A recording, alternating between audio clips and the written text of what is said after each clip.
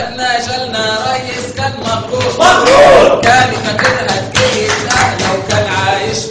بالدور مرة في نجع بلدنا جالنا ريس كان مغرور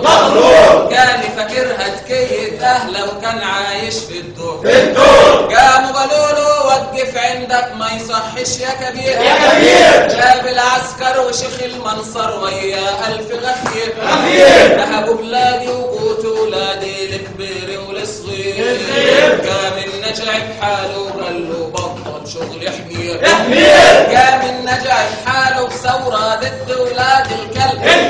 وضد الريس حسني مبارك اللي ما عندوش قلب قام النجع بحاله وقال له وقف عندك لا قام يهوش قام يلوش قلنا له ها والله ما تقدر يا ابني علينا اصلك راجل مطعم بكره تسيح من شمس الثوره يا تمثال من الشم يلا يا ولدي يد بيدك خطوه للتغيير لاجل ما ننقذ مصر بلدنا من مجرم شرير يجي هريدي ويا جعيدي وتبقى الايد في الايد هنرجع امجادك تاني من اول وجديد بكره الفرحه هتملى ربوعك من بحر الصعيد يم الدنيا يا مصر يا غاليه طالع فجر جديد